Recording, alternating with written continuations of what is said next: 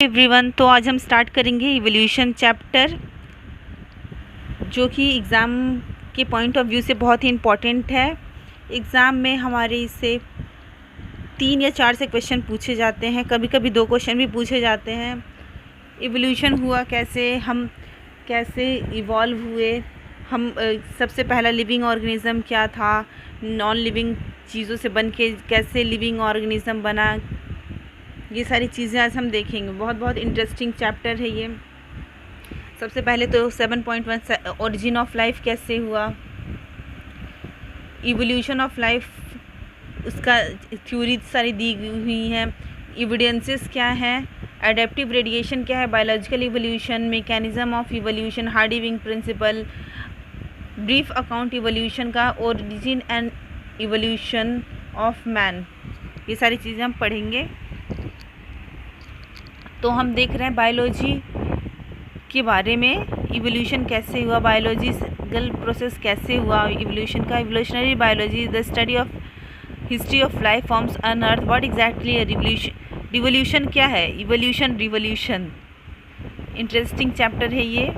To understand the changes in flora and fauna that occur over millions of year on earth. हम देखते हैं कि understanding of the context of origin of life, evolution of earth, evolution earth पे life कैसे originate हुआ, अर्थ का evolution कैसे हुआ, पहले अर्थ कैसे बना, फिर अर्थ पे कैसे लाइफ आया, क्योंकि बहुत सारे प्लैनेट हैं जहाँ पे लाइफ पॉसिबल नहीं है। अर्थ ही एक ऐसा प्लैनेट है जहाँ पे लाइफ पॉसिबल है।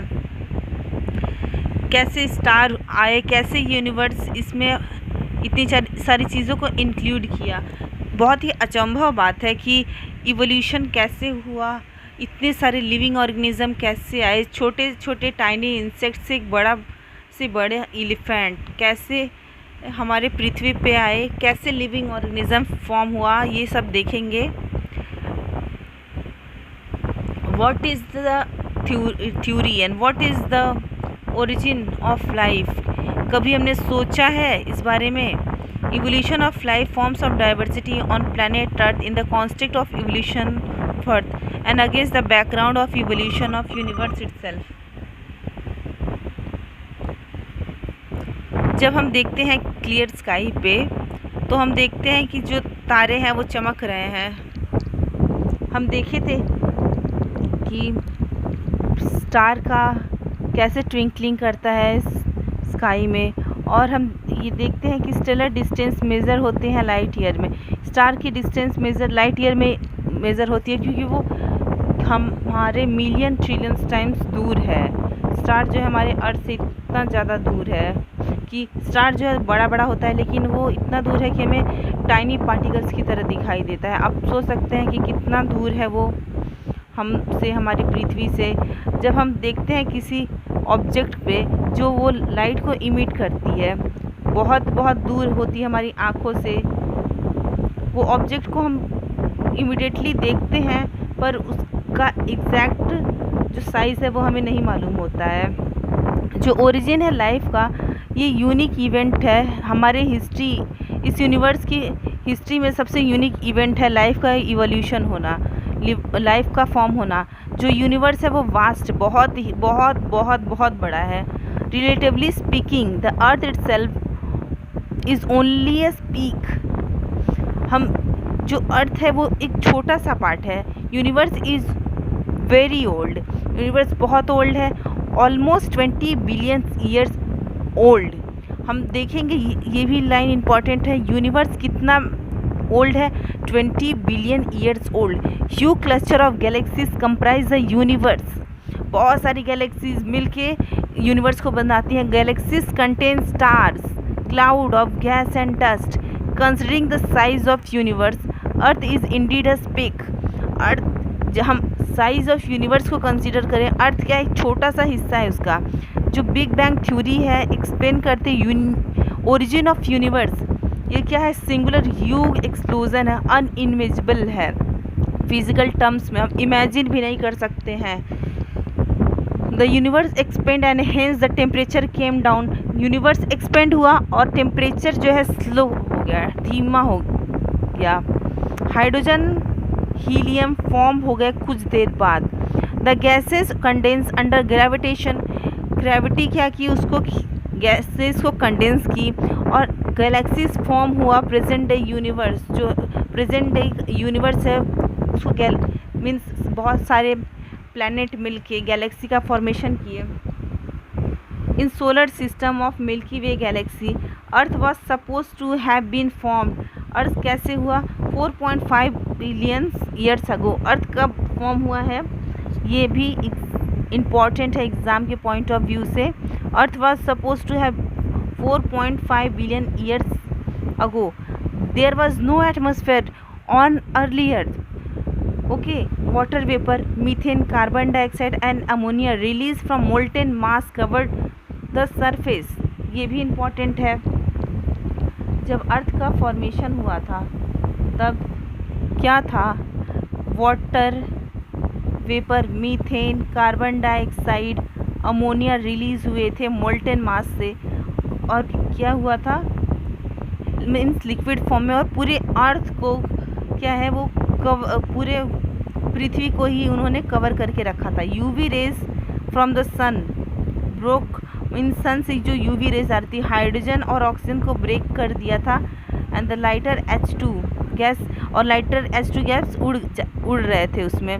Hydrogen combine with ammonia, hydrogen combine होके अमोनिया के साथ, एंड मीथेन, अमोनिया के साथ और मीथेन के साथ वाटर बनाए, CO2 बनाए और अदर गैसेस का फॉर्मेशन किया।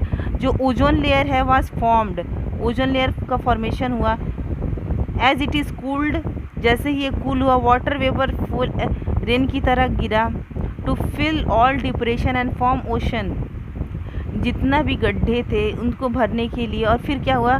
गड्ढों में पानी भरा तो ओशन बन गया। लाइफ एपियर्ड, लाइफ कब एपियर हुई थी? 500 million years after the formation of earth. कितना ज़्यादा दिन बाद लाइफ का फॉर्मेशन हुआ अर्थ पे। Almost 4 billion years back, means 4 billion years back. Can you imagine that? Did life come from out space? बहुत सारी अब थ्योरी के बारे में हम बात करेंगे कि क्या लाइफ जो है आउटर स्पेस से आई हुई है।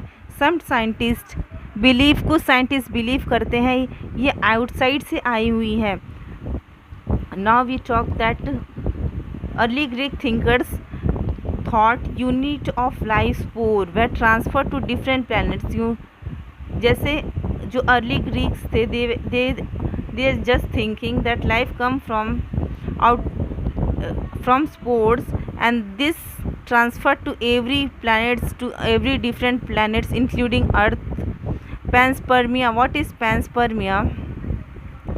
Panspermia is a favorite idea for some astronomers. For a long time it was believed that life came of decaying and rotting matter like straw, mud, etc. ऐसे बिलीव किया जाता है कि जो लाइफ है वो सड़ी गली चीज़ों से बन के आई थी। This was the theory of spontaneous generation, और यही थ्योरी है स्पॉन्टेनियस जनरेशन की। Louis Pasteur by careful experimentation, इन्होंने देखा कि that life comes only from pre existing life, life pre existing life से ही आती है। लुइस पास्चर ने ये बताया था। उन्होंने बताया कि प्री फ्लास्क में did not come from killed east while in other flask, जैसे कि एक फ्लास्क था जो कि एयर के थ्रू ओपन नहीं था, मीन्स वो ओपन नहीं था तो क्या हुआ उसमें लाइफ नहीं आया। लेकिन एक दूसरा फ्लास्क जो कि ओपन था वो क्या उसमें लाइफ आ गया।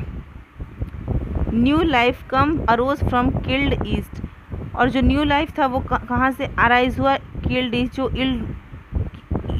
जो मीन्स ईस्ट जब मर गए तब वहाँ पे दूसरा लाइफ आया, ऐसा माना जाता था। लुइस पास्चर का ऐसा कहना था। Spontaneous generation was dismissed once and for all.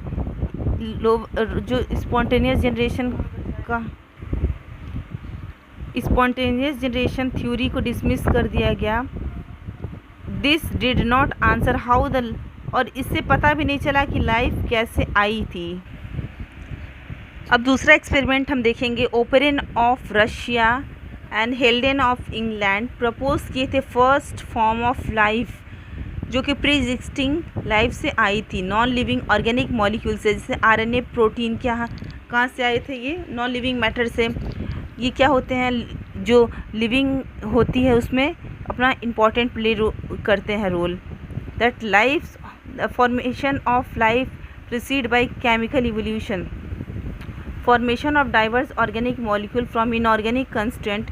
जो फॉर्मेशन है ऑर्गेनिक मॉलिक्यूल का वो कहाँ से आया था? इनऑर्गेनिक मॉलिक्यूल से आया। जो कंडीशन है अर्थ की, very high temperature volcanic storm reducing atmosphere containing CH4 NH3 etcetera. इसमें क्या हाई टेम्परेचर था? हाई टेम्परेचर कितना? 800 degree Celsius. Volcanic storm means lava वहाँ से निकल रहा था। एटमॉस्फेयर रिड्यूस हो गया था जिसमें CH4 था, मीथेन था, अमोनिया था। अब हम देखेंगे दूसरा एक्सपेरिमेंट एसन मिलर के द्वारा। एसन मिलर अपने एक्सपेरिमेंट में बताए थे 1953 ने एसन मिलर अपने एक्सपेरिमेंट में बताए, जो कि एक अमेरिकन साइंटिस्ट थे। Operon of Russia and हेल्डेन of England थे, और ये एसन मिलर अमेरिकन साइंटिस्ट थे। मतलब क्रिएट किए सिमिलर कंडीशन लेबोरेटरी में। उन्होंने इलेक्ट्रिक डिस्चार्ज से क्लोज फ्लास्क में उसको जोड़ दिया CH4 H2 NH3 and water vapour eight 800 degree Celsius. ये हम याद रखेंगे कि जो operon of Russia and हेल्डेन of England में जो थे, उन्होंने क्या किया था? CH4 NH3 के बारे में बताया था। और लेकिन जो एसल मिलर थे वो उन्होंने क्या किया था? मीथेन, अमोनिया, हाइड्रोजन गैस और वाटर वेपर 800 डिग्री सेल्सियस पे क्रिएट किया था। उन्होंने ऑब्ज़र्व किया था जो फॉर्मेशन है अमोनिया का, formation of amino acids, amino acid का फॉर्मेशन। जैसे similar experiment and other formation of sugar, nitrogen bases, pigments and fats भी पाए गए थे। Analysis of meteorite contain also revealed similar condition. उन्होंने देखा कि जैसे मेट्रोएट कंटेन रिवेल के सिमिलर कंडीशन, जैसे कि जो बाहर का इन्वायरमेंट था वो सिमिलरली ही उन्होंने अपने लेबोरेटरी में प्रिपेयर कर लिया था। First part of the conjecture chemical evolution was more or less expected. Means उस टाइम पे केमिकल इवोल्यूशन को उतना एक्सेप्ट नहीं किया जाता था। वी हैव नो आइडिया, हमें कोई आइडिया नहीं है फर्स्ट रेप्लिकेटिंग मेटाबॉलिक कैप्सूल कैसे अरोज हुआ था, कैसे आया था। और हम देखेंगे कि जो फर्स्ट नॉन सेलुलर फॉर्म है लाइफ का कुड हैव ओरिजिनेटेड, कैसे ओरिजिनेट हुआ था 3 billion years back. What you have to remember that first non cellular forms of life originated 3 billion years back. Keep all these points in mind. They can ask in match of the following or in true or false in the form of assertion or reason also. They would have found giant molecules, RNA, protein, polysaccharides. The capsule reproduced.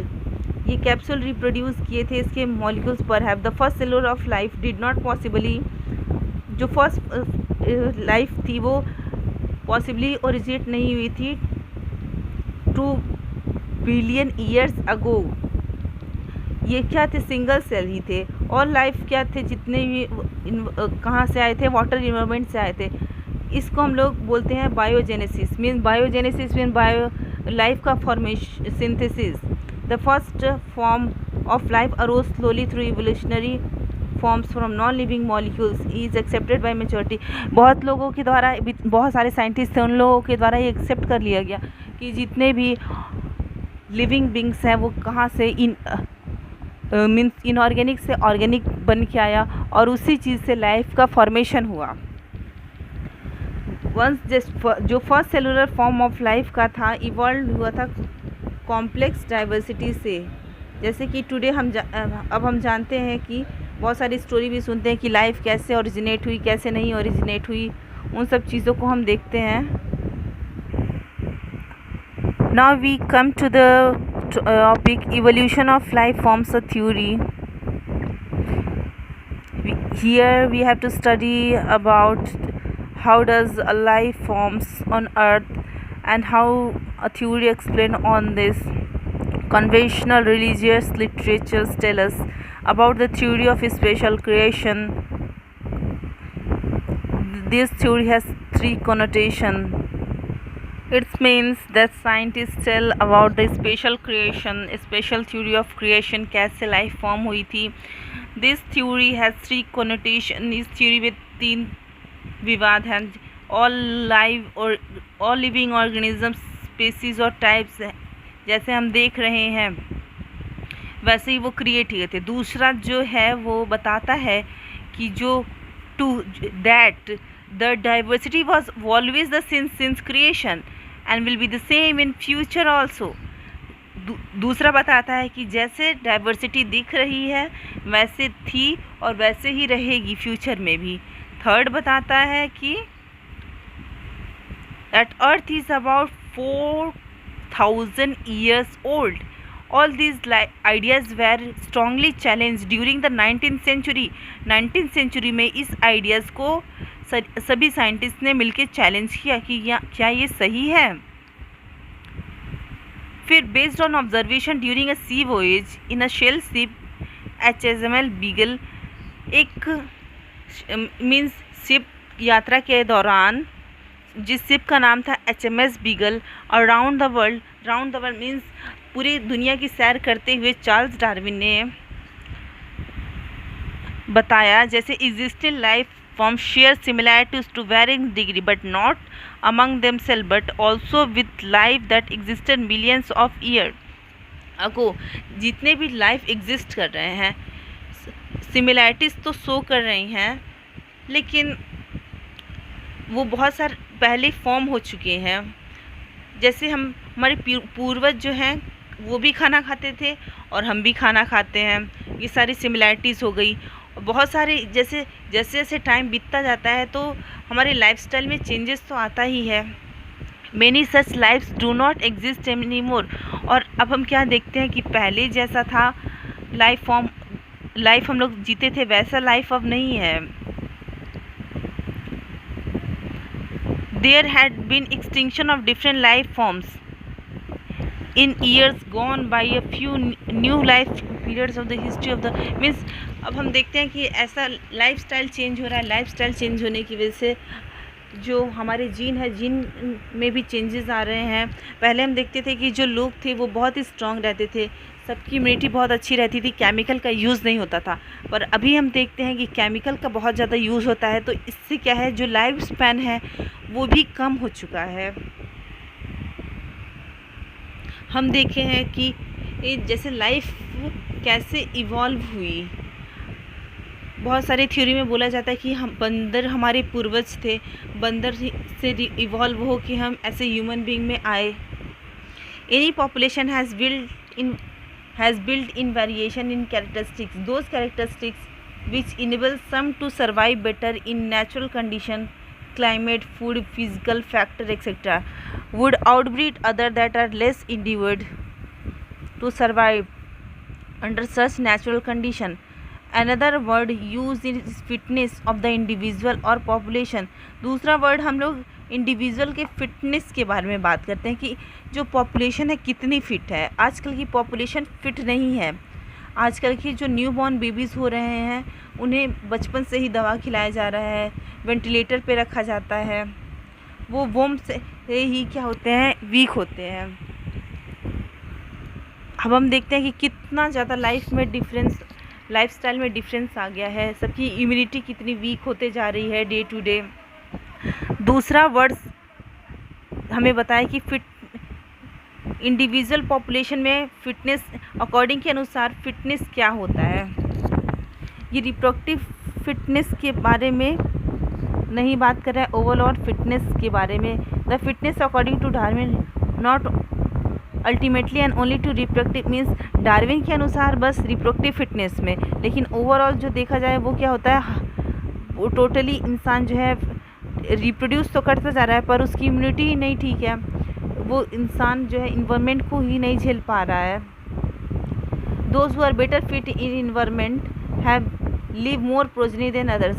जो क्या करते हैं, environment में fit हो जाते हैं, वो मोर progeny देंगे, ज़्यादा ही क्या होगा, फर्टिलाइजेशन, रिप्रोडक्शन होगा, फर्टिलाइजेशन होगा, फिर क्या होगा, उसे न्यू बॉर्न बेबी बनेगा, वो फिर उसका जनरेशन आएगा, therefore will survive more and more, ज़्यादा जिएगा और सिलेक्शन भी नेचर उसका ही करेगा। इसीलिए इसको हम लोग नेचुरल सिलेक्शन बोलते हैं। Implied it a mechanism of evolution, और इस इवोल्यूशन के मैकेनिज्म में भी यूज़ करते हैं इसी चीज़ को। हम देखते हैं कि दूसरे साइंटिस्ट के बारे में बात करते हैं। अल्फ्रेड वेलिस नेचुरलिस्ट थे, जो कि वह किए थे मलाई आर्पिक्लो आइलैंड था एक। ही और सिमिलर कंक्लूजन निकाले थे उस टाइम पे। In due course of time apparently new type of organism are recognizable. बहुत सारे न्यू टाइप के ऑर्गेनिज्म को भी उनकी खोज किए थे। ये जितने भी existing life forms similarities share करते हैं कॉमन, जैसे अपने कॉमन एंसेस्टर की हैं उसके, फिर क्या है, जैसे पूर्वज हैं वैसे ही उनका न्यू जनरेशन भी है। This ancestor were present at different period in the history of earth, epochs periods and eras. जो जियोलॉजिकल हिस्ट्री है लाइफ की क्लोजली रिलेट करती है बायोलॉजिकल हिस्ट्री से। A common permissible conclusion is that Earth is not very old. It is thousands of year old, but billions of year old. मतलब बहुत ही ज़्यादा क्या है, बहुत बहुत पुराना है हमारा अर्थ।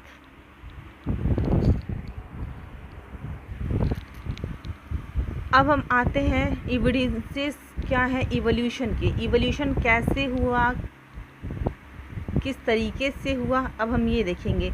Evidences that evolution of life has Indeed taken place on earth, जो कि आए थे हमारे बहुत ही फ्रॉम मेनी बहुत सालों से आया जा रहा है।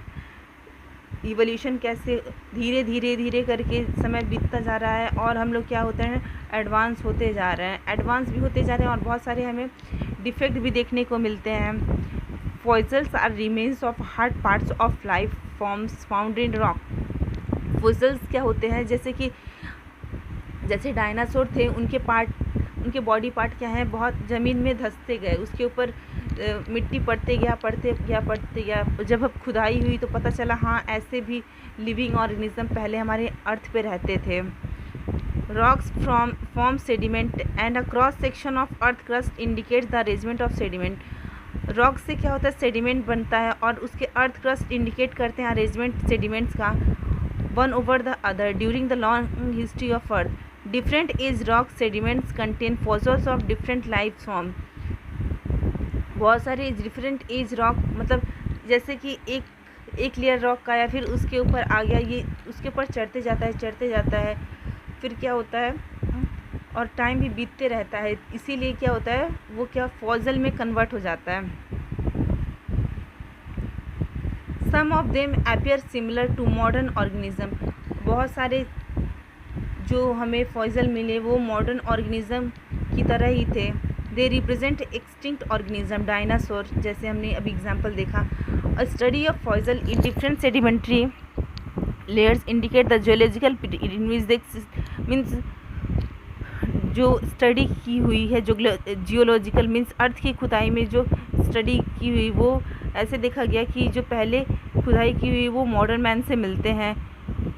Life varied over time and restricted to certain geological time span. Means life जो है वेरी करती है, टाइम टू टाइम वेरी करती है, लेकिन क्या है, रिस्ट्रिक्ट हो जाती है किसी एक टाइम पे। New forms of life arise at different time in the history.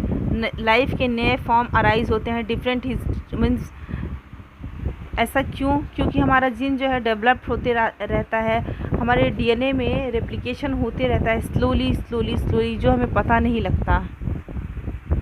All this called पेंटोलॉजिकल evidence, और ये भी जितने भी एविडेंसेस है पेंटोलॉजिकल एविडेंस इसको कहा जाता है। हमने रेडियो एक्टिव के भी बारे में बात किया था, रेडियो एक्टिव डेटिंग क्या होता है, उससे हम पता लगा सकते हैं कि जो फॉसिल है वो कितना पुराना है। कंपैरेटिव एनाटॉमी एंड मॉर्फोलॉजी बताती है कि सिमिलैरिटीज़ डिफरेंस उसके बीच में। जैसे हम देखते हैं कि जैसे हम पढ़ाई जब करते हैं तो देखते हैं कि जो बुक में उसमें नया नया एडिशन किया जाता है, नया एडिशन का बुक आता रहता है और जो पुराने वाले गलतियां होती हैं तो उसको क्या होता है, रिमूव करते जाते हैं हम उसको। ऐसे सिमिलैरिटीज़ को मतलब जान समझ के सिमिलैरिटीज़ और डिफरेंस को क्या सही है क्या गलत नेचर जो है उसको बनाती रहती है। जो ख़राब है चीज़ उसको हटा देती है और जो सही है उसको यूज़ में लाती है, क्योंकि जो रिप्रोडक्टिवली फिट होगा वही अपने जनरेशन को आगे बढ़ा सकता है डार्विन के अनुसार। कुछ एग्ज़ाम्पल हैं जैसे कि बैट, चीता, ह्यूमन की जो सिमिलैरिटीज़ शो करते हैं अपने बोन्स, हाथ की जो बोन्स हैं, bones perform different function in this animal, they have similar anatomical, different bones तो उन लोग के अलग हैं लेकिन वो क्या करते हैं, सिमिलर एनाटॉमिकल स्ट्रक्चर सेम होता है। All of them have humerus radius ulna carpal metacarpal phalanges in their four limbs। Same structure developed होते हैं different direction due to adaptation of different needs. Means same structure है लेकिन differently arrived है। ऐसा क्यों होता है, क्योंकि उनकी एडेप्टेशन दूसरी है, इसीलिए इसको हम लोग डाइवर्जेंट इवोल्यूशन कहते हैं। डाइवर्जेंट या होमोलोगस बोलते हैं। होमोलोगस क्या इंडिकेट करता है, कॉमन एंसेस्टर कैसे थे, वर्टिब्रेट्स के हार्ट और ब्रेन हो गए, प्लांट्स में थॉर्न्स ऑफ बुगनविलिया एंड ट्रेंडिल ऑफ कुकरबीटा, ये भी क्या करते हैं, होमोलॉगी रिप्रेजेंट करते हैं। होमोलॉगी बेस्ड होती है डाइवर्जेंट इवोल्यूशन पे। एनालॉगी कहाँ पे represent, analogy refers to a situation exactly opposite होती है। Wings of butterfly and birds एक जैसे दिखते हैं, ये एनाटॉमिकली सिमिलर नहीं होते हैं होमोलॉगस की तरह ये, लेकिन ये क्या करते हैं, कॉमन फंक्शन को परफॉर्म करते हैं। Analogous structure are a result of convergent evolution. Analogous structure convergent evolution का ही रिजल्ट है। अब हम देखेंगे एनालॉगी का मीन्स एनालॉगस जो है कन्वर्जेंट इवोल्यूशन यही होता है। सिमिलैरिटीज़ होती हैं इसमें, different structure evolving for the same function, structure different होगा लेकिन फंक्शन सेम होगा, इसीलिए इसको हम लोग एनालॉगी बोलते हैं। इसके एग्जांपल हैं eyes of octopus end of mammals, flippers of penguins and dolphins. One can say that ये सिमिलर है, इसके habitat resulted in selection of similar adaptive features in different groups of organism but towards the same function, उसके function same होते हैं। Sweet potato root modification है, potato stem modification है। दूसरा example है एनालॉगी का। सेम लाइन ऑफ अरेंजमेंट में हम देखते हैं similarities in proteins and gene performing a given function among diverse organism, clues देते हैं कॉमन एंसेस्टर के। Biochemical similarities point to the same shared ancestry as similar structure diverse organism. Man has breed selected plants, means जैसे hybrid होते हैं। Animal for agriculture, horticulture, sports और security. Man has domesticated many wild animals and crops. The intensive program has created breeds, जैसे कि बहुत सारे dogs होते हैं उसके भी डिफरेंट ब्रीड्स होते हैं। ये क्या होते हैं, ह्यूमंस ने अपने आवश्यकता अनुसार बनाया है। ये इंटरेस्टिंग है नोट करना कि जैसे इंग्लैंड में ये इवोल्यूशन कैसे हुआ था नेचुरल सिलेक्शन के द्वारा। हम देखते हैं 1850s में इंडस्ट्रियलाइजेशन के पहले क्या हुआ था, मोर वाइट विंग, मतलब पोल्यूशन नहीं था तो वाइट विंग ज़्यादा थे डार्क विंग के कंपैरिजन में, मतलब लाइट मोस्ट के कंपैरिजन में। फिर क्या हुआ, इवोल्यूशन जैसे मींस इंडस्ट्रिएशन जब हुआ, जब इंडस्ट्री जब हुई इस्टेब्लिश हुई तो 1920 में डार्क विंग मोथ क्या हुए थे, उस एरिया में ज़्यादा पाए गए थे और वाइट मोथ जो है कम हो गए थे। ये ऑब्जर्वेशन हमें देखने को मिलता है कि प्रीडेटर्स थे will spot us moth against means जो प्रीडेटर्स जितने भी थे वो क्या किए, जब वाइट बैकग्राउंड था, वाइट मीन्स वाइट बैकग्राउंड हो गया, ब्लैक मोथ जब वहाँ पे रहते थे तो वो क्या करते, प्रीडेटर्स उन्हें आइडेंटिफाई करके खा लेते थे। जब इंडस्ट्री जब हुई तो जो इंडस्ट्री के बाद जो वाइट विंग है वो इस पूरे पैराग्राफ में यही बताया गया है कि जो ब्लैक विंग, जो ब्लैक वाले मोथ थे वो क्या हो गया, वो क्या हो गए थे, डिसअपियर हो गए थे इंडस्ट्रियलाइजेशन के पहले। लेकिन आफ्टर इंडस्ट्रियलाइजेशन में जो क्या हो गया, ये वाइट वाले क्या हो गए, कम हो गए, ब्लैक वाले मोथ ज़्यादा बढ़ गए। और लाइकेन जो होता है पोल्यूशन ऑफ इंडिकेटर होता है। हम देखते हैं कि जो एक्सेस यूज़ करते हैं, अगर हम इंसेक्टिसाइड, पेस्टिसाइड्स का, हर्बिसाइड्स का, क्या होता है फिर वहाँ पे रजिस्ट्रेट कर लेता है, जो बैक्टीरिया वायरस होते हैं, इंसेक्ट्स होते हैं, वो क्या कर लेते हैं, उसको रजिस्ट कर लेते हैं। जैसे हम लोग मॉर्टिन को पहले जलाते थे तो वो मच्छर मर जाते थे, पर अभी क्या है, मॉर्टिन को जलाने पे ऐसा होता है, देखने को मिलता है कि मच्छर उसके ऊपर ही बैठा हुआ है। हम जब एंटीबायोटिक मेडिसिन खाते हैं, पहले हम 500 mg में काम चला लेते थे, लेकिन अब हमें 650 mg खाना पड़ता है, क्योंकि 500 mg के लिए जो ये बैक्टीरिया है वो क्या हो गया, खुद को रेजिस्ट कर लिया है, उस पर वो काम नहीं करता है। ऐसे ही धीरे धीरे करके फ्यूचर में भी एंटीबायोटिक 650 mg के बाद 750, 800 ऐसे करके खाना पड़ेगा, ऐसा आ सकता है फ्यूचर में।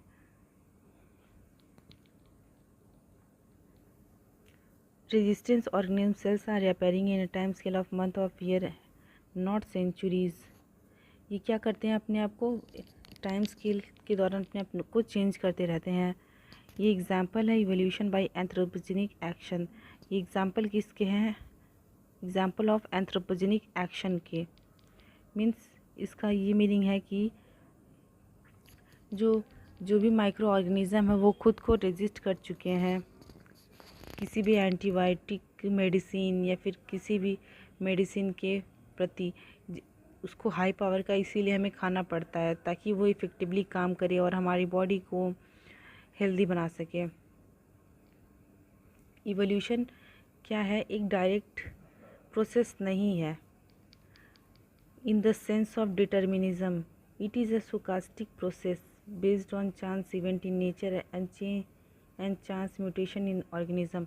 जो इवोल्यूशन है क्या, कोई डायरेक्ट प्रोसेस नहीं है। इसमें क्या होता है, बहुत सारे धीरे धीरे करके अभी हमारे जो जीन है उसमें भी, जो नेक्स्ट जनरेशन में जाएगी उसमें भी धीरे धीरे थोड़ी थोड़ी मात्रा में करके उसमें देखने को मिलेगा कि मीन्स म्यूटेशन हो रहा है जीन का, धीरे धीरे धीरे, बहुत ही स्लो प्रोसेस में हमें क्या होता है, बॉडी में चेंजेस देखने को मिलते हैं। हम फिर देखेंगे कि जैसे सब बोलते हैं कि हम पहले, हमारे पूर्वज क्या थे, बंदर थे, फिर उनसे हमारा बॉडी जो है धीरे धीरे धीरे करके डेवलप्ड हुआ। जो ब्रेन साइज़ है पहले हमारा मतलब इंक्रीज़ करता गया, फिर हम देखेंगे ह्यूमन इवोल्यूशन वाले टॉपिक में हमारा ब्रेन साइज़ भी इंक्रीज़ हो गया। निएंडरथैलमैन का ब्रेन साइज़ 1400 था, पर क्या हुआ, वो उसका सर बहुत बड़ा बड़ा रहता था, तो वो एडप्ट नहीं कर पाया इन्वायरमेंट को। फिर क्या, नेचर ने फिर से क्या किया, वही जो हमारा ब्रेन साइज़ को कम, धीरे धीरे इवोल्यूशन के दौरान कम हुआ, और क्या हुआ, जो सोचने की क्षमता है वो भी बढ़ी। हम लोग क्या, खेती बाड़ी करके खाना पीना खाने लगे, कपड़े पहनने लगे। पहले हम लोग जिंगा लाला जू हू करते थे। कितना, ये सब इवोल्यूशन का ही परिणाम है। अब हम देखेंगे एडेप्टिव रेडिएशन क्या होता है। डार्विन ने अपनी जर्नी की ओरिसान मतलब जब वो गए थे गैलापागोस आइलैंड, तो उन्होंने ऑब्ज़र्व किया था कि बहुत सारी अमेजिंग डाइवर्सिटी, बहुत ही अच्छी अमेजिंग तरह तरह के क्रिएचर्स हमारे इन्वायरमेंट में, हमारे नेचर में हैं। जैसे स्मॉल ब्लैक बर्ड्स जो थी, उसको हम लोग बाद में कहते हैं later Darwin finches amazed him, क्योंकि डार्विन फिंचेस क्यों कहा गया वो हम जानते हैं अभी। उन्होंने रियलाइज़ किया कि जो फिंचेस है सेम आइलैंड पे जितनी भी वैरायटीज़ हैं वो क्या हुए हैं, एक से ही इवॉल्व हुए हैं अलग अलग। जैसे कि वो पहले क्या थे, खाते थे सीड को, सीड ईटिंग फीचर्स उसमें थे। फिर वो क्या किए, उनके जो बीक में है जैसा कि वो अब अडेप्ट कर लिए। कोई क्या खाता था, कीड़ा खाता था, कोई क्या खाता था, सीड खाता था। वो सब अपना अलग अलग फूड हैबिटेट के अकॉर्डिंग उनकी जो बीक थी वो चेंज हो गई थी। कुछ इंसेक्टिवोरस थे, इंसेक्ट खाते थे, कुछ वेजिटेरियन फिंचेस थी। तो इस प्रोसेस को स्पेसीज में अडॉप्ट किया। जोग्राफिकल एरिया जैसा था वैसे ही उसी के हिसाब से वो फैल गए और अपने आप को अडॉप्ट कर लिए। इसीलिए इसको हम लोग क्या बोलते हैं, हैबिटेट कहते हैं, एडेप्टिव रेडिएशन कहते हैं। अपने हैबिटेट के अनुसार जैसा उन्हें परिवर्तन मिला उसी हिसाब से अपने आप को ढाल लिए, अडेप्ट कर लिए उस फीचर को। डार्विन फिंचेस बेस्ट एग्जाम्पल है एडेप्टिव रेडिएशन का। एक और एग्जाम्पल है ऑस्ट्रेलियन मार्supial। बहुत सारे मार्supial जैसे कि different from the other evolve हुए डिफरेंट एंसिस्ट्रल स्टॉक से। जैसे कि ऑस्ट्रेलियन आइलैंड कंटिनेंट में हम देखते हैं कि कितने सारे बहुत ही दूसरे दूसरे एनिमल प्रेजेंट होते हैं। More than one adaptive radiation present है आइसोलेटेड जोग्राफिकल एरिया में डिफरेंट हैबिटेट के अनुसार। इसको हम लोग कन्वर्जेंट इवोल्यूशन बोल सकते हैं। जैसे कि मार्supial पॉल है, ऑस्ट्रेलिया की मार्supial पॉल रेडिएशन में, मार्supial रेडिएशन में tiger cat, Tasmanian wolf, sugar glider है, मार्supial मोल है, कोयला है, बैंडिकूट है, वोम्बैट है, kangaroo, marsupial rat, banded anteater, tiger cat. Placental mammals Australia में क्या किए थे, एडेप्टिव रेडिएशन को इवॉल्व किए थे। बहुत सारे वैराइटीज़ ऑफ प्लेसेंटल मैमल्स में, जहाँ पे ये दोनों क्या होते हैं, प्लेसेंटल मैमल्स और ऑस्ट्रेलियन मार्supial, वो क्या है, बहुत ही सिमिलर है एक दूसरे से। जैसे कि मोल है वो सिमिलर है मार्supial मोल के। Anteater, numbat anteater. Mouse है वो marsupial mouse. Lemur, spotted cuscus. Flying squirrel है फ्लाइंग फैलेंजर के, दोनों ही फ्लाइंग है। Bobcat, Tasmanian tiger cat. Bobcat Tasmanian tiger cat है। वुल्फ है तस्मेनियन वुल्फ। वो जगह के हिसाब से ऐसा नाम रख दिया गया। बायोलॉजिकल एविडेंस, इवोल्यूशन की बायोलॉजिकल एविडेंस से हम आते हैं। नेचर ने नेचुरली सिलेक्ट किया है, हर चीज़ को बहुत ही बारीकी से सिलेक्ट किया है। Cellular forms of life with difference in metabolic capability origin. जैसे कि सबसे पहले क्या हुआ, सेल का फॉर्मेशन हुआ। सेल का फॉर्मेशन होने के बाद डिफरेंट यूनिसेलुलर, फिर क्या हुआ, मल्टी सेलुलर, प्रोकैरियोट्स से यूकैरियोट्स का में मीन्स फॉर्मेशन हुआ। सेल से मतलब प्रीमिटिव से क्या हुआ, ट्रू सेल तक बना। न्यूक्लियर मेम्ब्रेन एब्सेंट था पहले प्रोकैरियोट में, फिर क्या हुआ, न्यूक्लियर मेम्ब्रेन प्रेजेंट हो गया यूकैरियोट्स में। जो एसेंस है डार्विन थ्योरी का इवोल्यूशन में, उसको हम लोग क्या बोलते हैं, नेचुरल सिलेक्शन। मीन्स क्या होता है इसमें, माइक्रोब्स के पास क्या है, एबिलिटी है, बहुत ही विद इन 1 घंटे के अंदर बहुत ही फास्ट ग्रो कर लेते हैं, मल्टीप्लाई कर लेते हैं। बैक्टीरिया की कॉलोनी है, उसको फेवरेबल इन्वायरमेंट मिलता है तो वो क्या करती है, बहुत तेज़ी से ग्रो कर लेती है। ग्रो करने के बाद अपनी रिप्रोड्यूस करके अपने जो जितने भी जीन्स हैं उसको फैला देती है।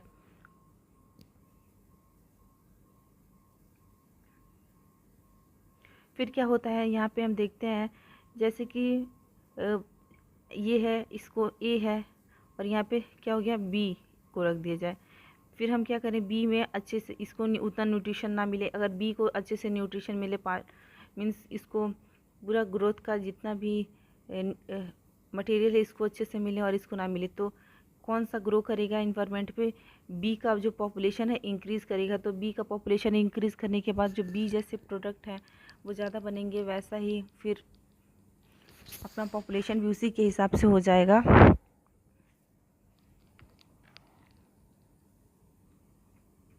जो जैसा एडप्ट कर लेता है वैसे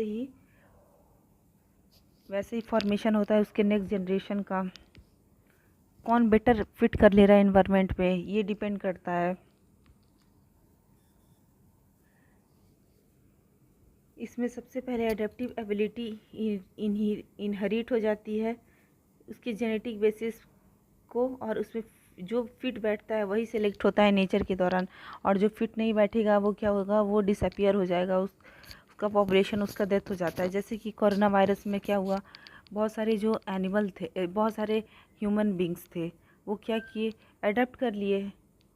तो उन्हें क्या हुआ, अडेप्ट करने के बाद उन्हें वो जी गए, लेकिन जो अडेप्ट नहीं कर पाए इन्वायरमेंट के कंडीशन को, वो क्या हो गया, वो मर गए।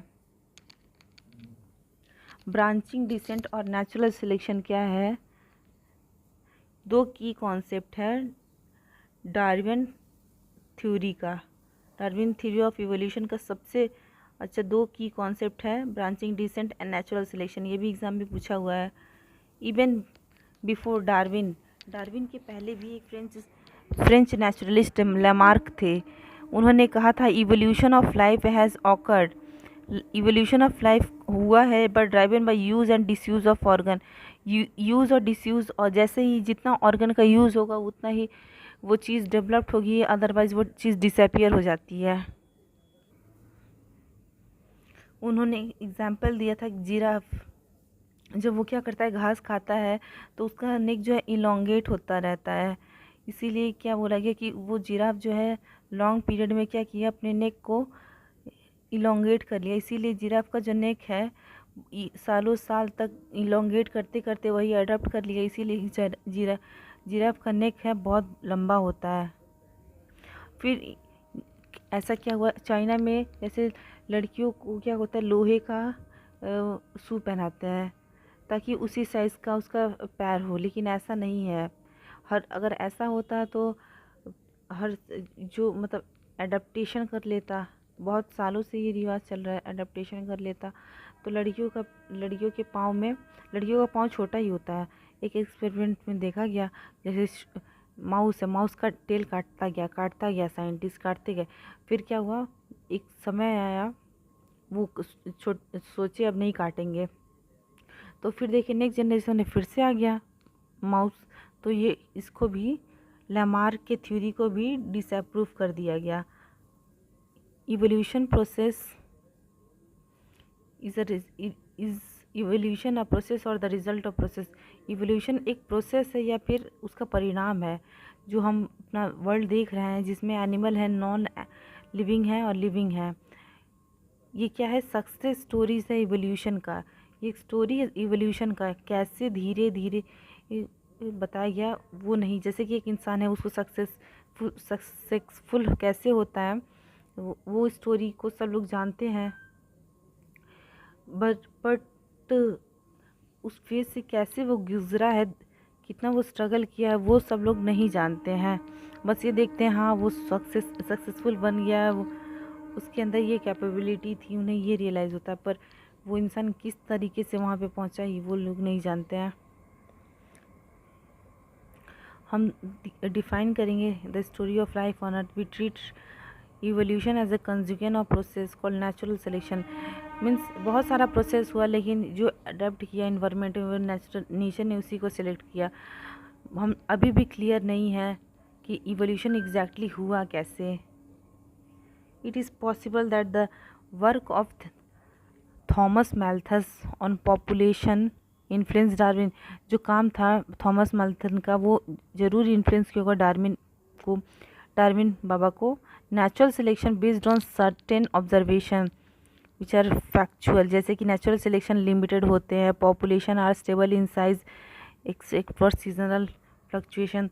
जो क्या होता है, नेचुरल रिसोर्सेज लिमिटेड होते हैं और हम स्टेबल होते हैं अपने साइज़ में, और कभी कभी जब सीज़न में फ्लक्चुएशन आता है तभी डिस्टर्बेंस होता है।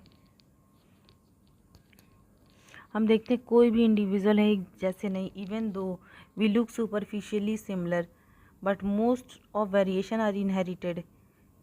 Theoretically population size we grow exponentially every day, reproduce maximal size. जब हम देखते हैं कि जैसे कोई बैक्टीरिया है, बैक्टीरिया को कब ग्रो होना होता है, जैसे कि जब उसको फेवरेबल कंडीशन मिलेगा तभी वो ग्रो करता है।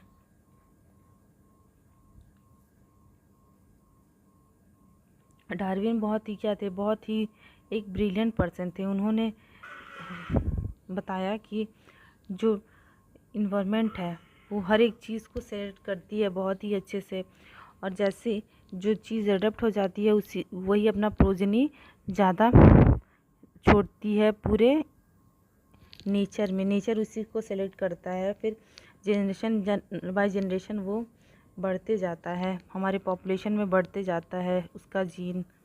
मैकेनिज़्म ऑफ इवोल्यूशन, इवोल्यूशन का मैकेनिज़्म हम देखेंगे। इवोल्यूशन मीन्स कैसे ओरिजिन हुआ वेरिएशन का, और कैसे स्पेशिएशन हुआ, स्पेसीज कैसे आए। Mendel talked about inheritable factor phenotype, Mendel ने भी फैक्टर्स मतलब जीन के बारे में बात किया था। Darwin either ignore this observation और कीप साइलेंस, डार्विन ने या तो इग्नोर कर दिया था या चुप रहे थे। जो 20th सेंचुरी में हुगो डी व्रीज इवनिंग प्राइमरोज पे काम किए थे, उन्होंने म्यूटेशन की आइडिया को बताया। Large difference arise suddenly in a population, बहुत सारा ये क्या बोलते हैं मतलब लार्ज डिफरेंस, अलग डिफरेंस दिख जाता है पॉपुलेशन में, सडनली दिखता है।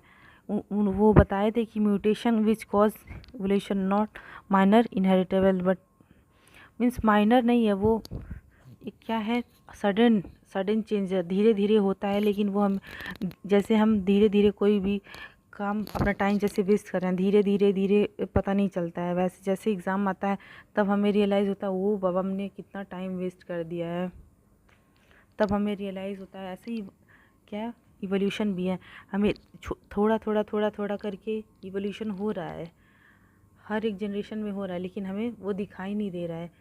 जब एकदम लार्ज डिफरेंस आ जाएगा तभी हम देखेंगे ओ हाँ ये इवोल्यूशन हुआ है, इसीलिए ये चेंजेस दी डिफरेंस आए हैं।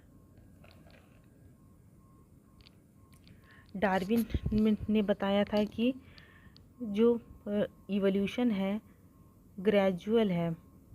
डीवराइज ने स्पेशिएशन मतलब ये किसी भी तरीके से हो चुका है, मीन्स रैंडम है, डायरेक्शनलेस है, कभी भी हो जाता है, किसी भी डायरेक्शन में कैसे भी हो जाता है। लेकिन जो क्या क्या थे हुगो डी व्रीज थे, वो बोले थे कि ये स्मॉल है और डायरेक्शनल है।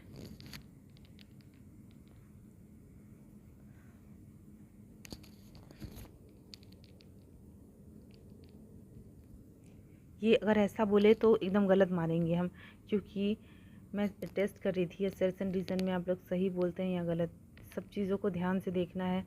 डार्विन ने बताया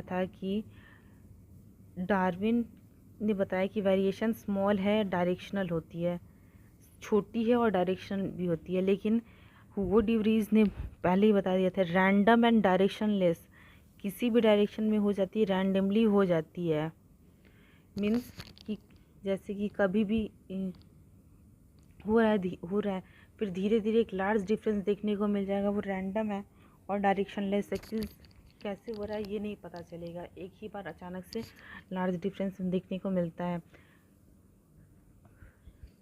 हम जो डार्विन थे, इवोल्यूशन ऑफ डार्विन का ग्रेजुअल था। डीवराइज बिलीव करते थे mutation causes speciation, single step large mutation. Speciation मतलब एक सिंगल स्टेप में ही लार्ज म्यूटेशन हो जाए जीन का, उसी को हम लोग सॉल्टेशन बोलते हैं।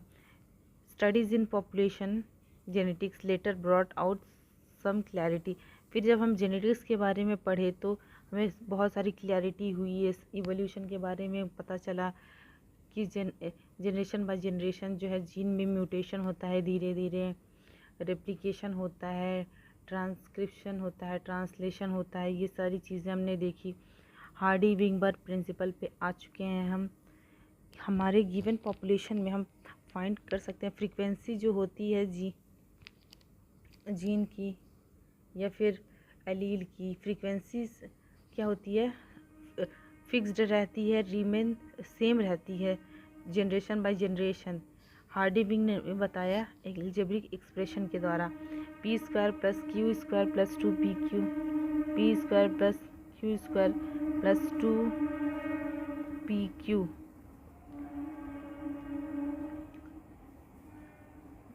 हमने देखा जो जीन पूल है, total genes and in their allele is remain constant, क्या है, कांस्टेंट रहता है। जेनेटिक इक्विलिब्रियम, इसे हमने कांस्टेंट जो रहता है इसीलिए क्या बोलते हैं, जेनेटिक इक्विलिब्रियम बोलते हैं। Sum total of all genetic allylic frequencies को हम लोग 1 बोलते हैं। Individual sample for example can be P Q हो सकता है। डिप्लॉयड में P Q represent the frequency allele of A and allele A the frequency of A population P square. Means इसमें यही बताया है कि जो पी स्क्वायर है वो क्या है, पी स्क्वायर होमोजाइगस है, डोमिनेंट है, पी स्क्वायर डोमिनेंट है, क्यू स्क्वायर रिसेसिव है, 2pq क्या है, हेट्रोजाइगस है। मीन्स उसमें p भी आ रहा है, q भी आ रहा है। P square plus Q square plus ये क्या होता है, 1 होता है। इसको हम लोग बाइनोमियल एक्सप्रेशन बोलते हैं। 5 फैक्टर जो कि हार्डी-विंगबर्ग प्रिंसिपल को इफेक्ट करते हैं वो क्या है, जीन माइग्रेशन है, या जीन माइग्रेट कर रहा है, या जीन फ्लो हो रहा है, जेनेटिक ड्रिफ्ट हो रहा है, म्यूटेशन हो रहा है, जेनेटिक रिकॉम्बिनेंट होता है, नेचुरल सिलेक्शन होता है। जब migration of section of a population to another placed population, जब माइग्रेशन होगा किसी सेक्शन का दूसरे पॉपुलेशन पे होगा, gene frequencies change in original as well, तो फिर क्या होगा, माइग्रेट होगा तो जीन फ्रीक्वेंसी में भी चेंजेस आएंगे, original as well as new population में new genes alleles are added to the new population, नए जीन्स और एलील ऐड होंगे न्यू पॉपुलेशन में, और वो क्या होंगे, ओल्ड पॉपुलेशन से डिफरेंट हो जाएंगे। इसमें क्या, इसको क्या बोलेंगे, जीन माइग्रेशन। फिर क्या, न्यू जीन्स एलील ऐड होंगे न्यू पॉपुलेशन में, लॉस्ट होंगे ओल्ड पॉपुलेशन में, तो क्या होगा, जीन फ्लो और जीन माइग्रेशन होता है। बहुत अगर टाइम तो क्या बोलते हैं, जेनेटिक ड्रिफ्ट बोल देते हैं। समटाइम्स कुछ समय में क्या होता है, एलीलिक फ्रीक्वेंसी डिफरेंट होती है न्यू सैम्पल पॉपुलेशन से, और जो एकदम डिफरेंट स्पेसिस बन जाते हैं। जो ओरिजिनल ड्रिफ्टेड पॉपुलेशन था उसको हम लोग फाउंडर बोलते हैं, और इस इफेक्ट को हम लोग फाउंडर इफेक्ट बोलते हैं। माइक्रोबियल एक्सपेरिमेंट में दिखाया गया pre existing advantage mutation when selected will result in observation of new phenotype over generation. Microbial experiment से देखा गया जो पहले से एग्जिस्टिंग एडवांटेजेस म्यूटेशन है सेलेक्टेड होते हैं, फिर क्या होते हैं, ऑब्जर्वेशन में मतलब अलग बन जाते हैं, एकदम नए, ओवर फ्यू जनरेशन। इसीलिए क्या होता है, स्पेशिएशन, नया स्पेसिस क्रिएट हो जाता है। नेचुरल सिलेक्शन क्या है, जहाँ पे heritable variation enabling better survival, means जो हेरिडिटी से ही मतलब वो दूसरे जनरेशन में पास हुआ है, जो कि बेटर अडेप्ट कर सकता है और अपनी प्रोजनी को लार्ज नंबर में छोड़ सकता है। Clinical analysis makes a believe that variation due to mutation, variation mutation की वजह से होता है ड्यूरिंग गैमेटोजेनेसिस के अंदर, और ड्यू टू जीन फ्लो और genetic drift result in changing frequency coupled to enhance reproductive. Natural selection में कि it look different population, natural selection से क्या होता है, जो हमारी स्टेबिलिटी होती है पॉपुलेशन में वो भी इंक्रीज़ होती है। अगर क्या है, डायरेक्शन यहाँ पे जो फिगर बनाया है इसको यहाँ पे बोल रहा है, हम देखते हैं यहाँ पे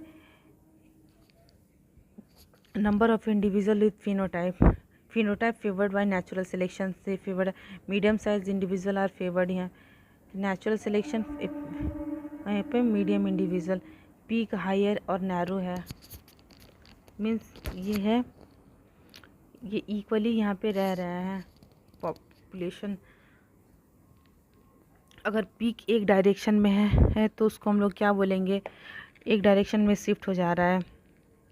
अगर पीक जो है दोनों डायरेक्शन में फिक्स हो रहा है तो उसको हम लोग बोलेंगे कि जो पॉपुलेशन है वो दोनों तरफ ही इजीली मतलब इक्वली डिस्ट्रीब्यूट हो रहा है।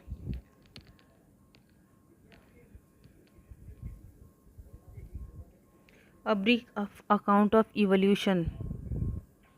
जैसे 200 मिलियन ईयर्स पहले क्या हुआ, जो फर्स्ट सेलुलर है लाइफ की अर्थ पे दिखी थी, फर्स्ट सेलुलर ऑफ लाइफ कब दिखी थी, 2000 million years ago.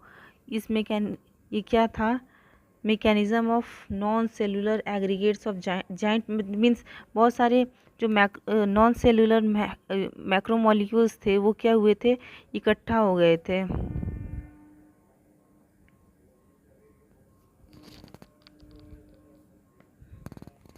Some of these cells have the ability to release oxygen। इसमें से बहुत सारे सेल्स के पास एबिलिटी होती है कि वो ऑक्सीजन को रिलीज़ करें।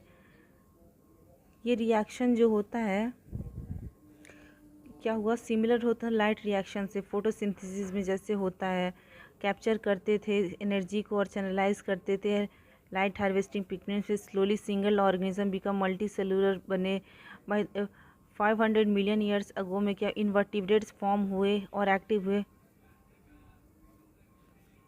फिर जॉलेस हमने देखा जॉलेस फिश जो है वो भी इवॉल्व हुई थी 350 मिलियन ईयर्स अगो में।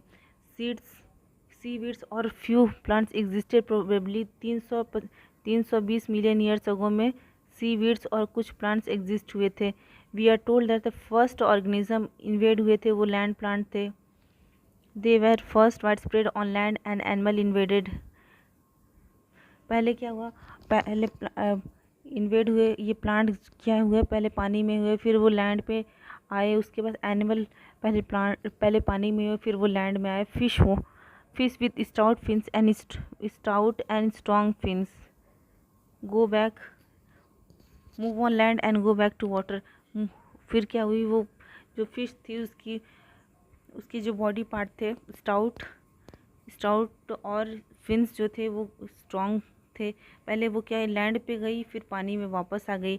ये 350 मिलियन ईयर्स अगो पहले हुआ। जैसे जॉलेस फिश की बात वहाँ पे हम लोग किए थे वही है। इन 1938 fish with cause south Africa में पकड़ी गई जिसको हम लोग कोलिकेंथ बोलते हैं। साउथ अफ्रीका में 1938 में एक फिश कोलिकेंथ तो which was thought to be extinct. These animals called lobe fins evolved into, इस एनिमल्स को हम लोग लोब फिन्स के फर्स्ट एम्फीबियन दैट जो पहला amphibian live on both land and water, land and water दोनों पे रहता था, कोई भी स्पेसिमेन नहीं छूटा हुआ था। However this ancestor modern day frogs, और ये क्या है एंसिस्टर है मॉडर्न डे फ्रॉग का। एम्फीबियंस इवॉल्व हुए थे रेप्टाइल्स में। वो क्या करते थे, अंडा देते थे, थिक सेल था जो ड्राई नहीं होता था इन सनलाइट में। दोज ऑफ एम्फीबियंस, जैसे एम्फीबियंस का हो जाता है। हमने मॉडर्न डे डिसेंट्स में देखा कि जैसे टर्टल्स टर्टॉइज क्रोकोडाइल थे जैसे हो जाते, मीन्स क्या होता है इसका जो ये एग होता है वो क्या होता है ड्राई हो जाता है। हम 200 मिलियन ईयर्स अगो मतलब देखे थे पहले reptiles of different shapes and sizes dominate हुई थी अर्थ पे। जाइंट फर्न्स टेरिडोफाइट्स प्रेजेंट थे। फिर क्या हुआ, वो धीरे धीरे ज़मीन में धंसते गए और कोल का फॉर्मेशन हुआ। बहुत सारे इसमें जो रेप्टाइल्स हैं वो क्या हुए पानी में वापस चले आए और फिश में इवॉल्व हो गए। रेप्टाइल्स 200 मिलियन अगो जिसको हम लोग बोला जाए 200 इक्थियोसेरस। जो लैंड रेप्टाइल्स हैं वह डायनासोर्स थे। बिगेस्ट उसमें थे टायरनोसरस रेक्स जो कि 20 फीट हाइट में था, उसकी बहुत बड़े बड़े दांत थे। 665 million years dinosaur suddenly disappear हो गए अर्थ से। हम नहीं जानते हैं ट्रू रीज़न। कुछ लोग कहते हैं कि क्लाइमेटिक चेंजेस की वजह से वो मर गए, बहुत सारे बोलते हैं कुछ इसमें से डेवलप हो गए बर्ड में, और ये जो सच्चाई है इसके बीच में है, जैसे कि कुछ क्लाइमेटिक फैक्टर की वजह से मर भी सकते हैं और कुछ बर्ड्स में भी डेवलप हो सकते हैं। ये इवोल्यूशन के लिए मिस्ट्री का काम करती है, मीन्स हमें सच्चाई नहीं पता है कि क्या है। जैसे हम स्मॉल साइज रेप्टाइल्स को अभी भी हम देखते हैं। जो फर्स्ट मैमल्स हैं वे like shrews, their fossils are small size mammals were viviparous and protected their young one inside the mother womb. जो फर्स्ट मैमल्स थे वो स्क्रूज की तरह थे, एक एनिमल होता है, उसके फॉसिल्स जो थे छोटे थे।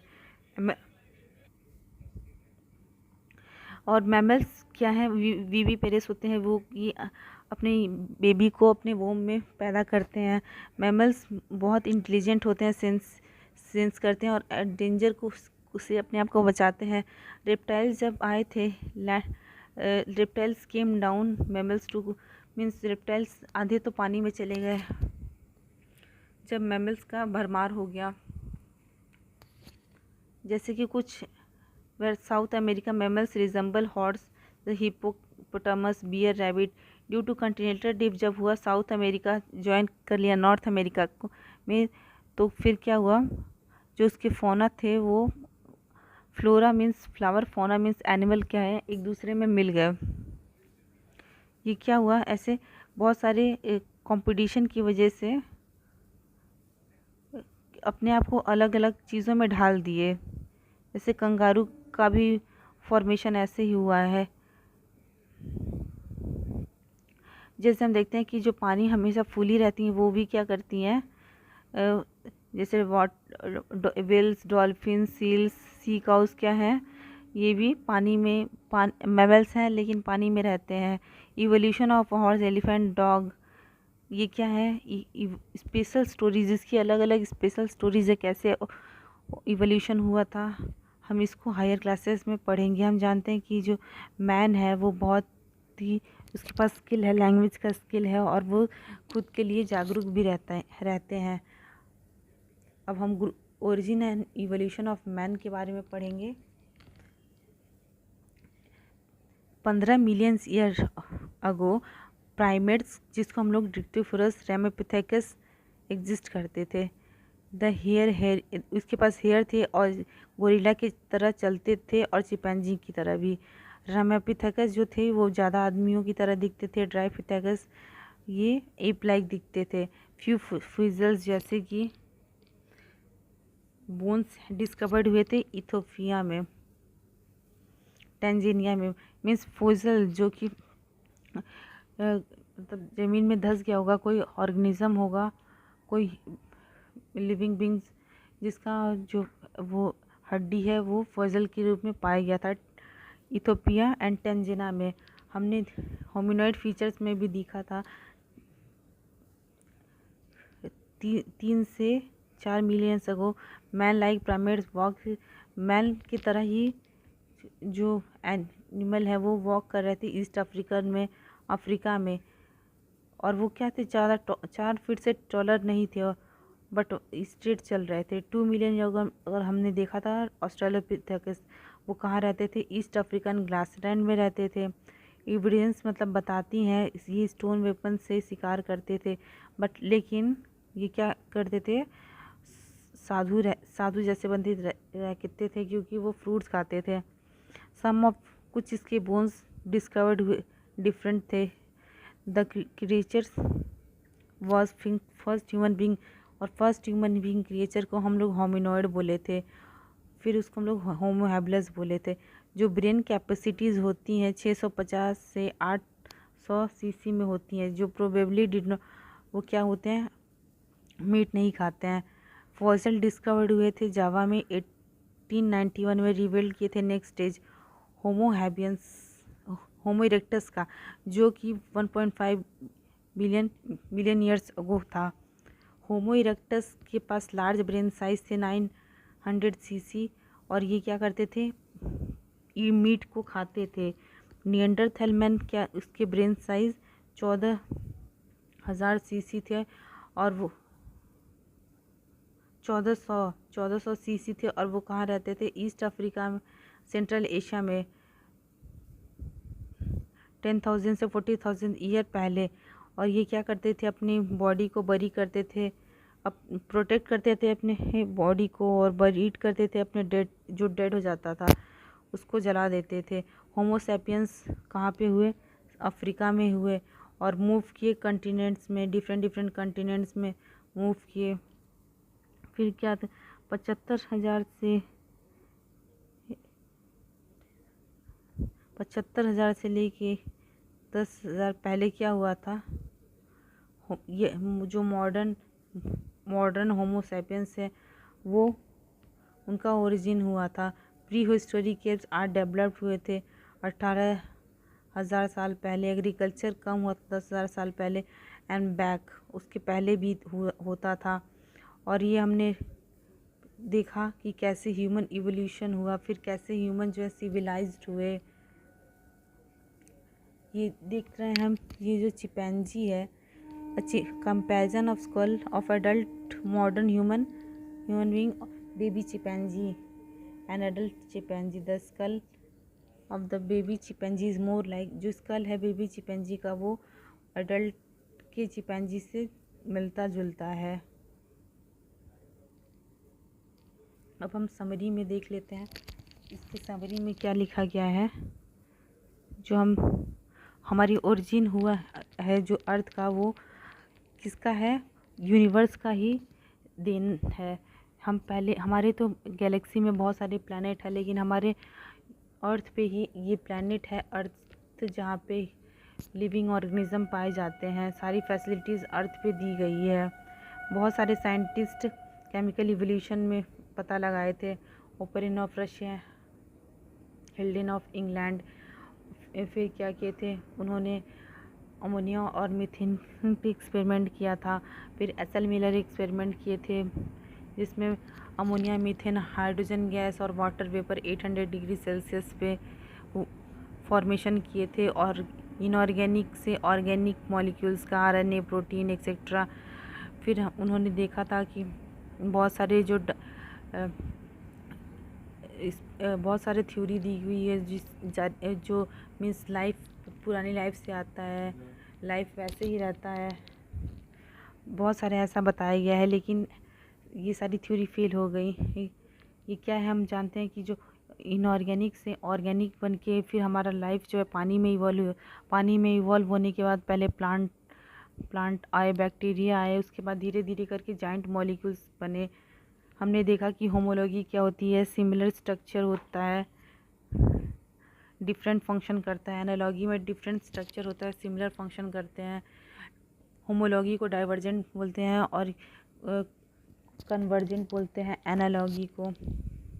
इसके एग्जाम्पल के बारे में भी हमने देखा। फिर हम देखते हैं कि एंथ्रोपोजेनिक एक्शन क्या होता है।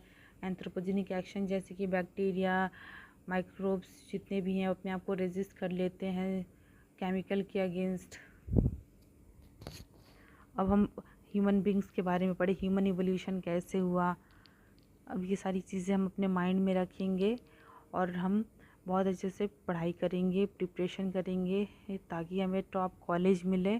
तब तक के लिए हम लोग यहीं पे विराम लेते हैं। We will meet in next video. Thank you everyone for watching.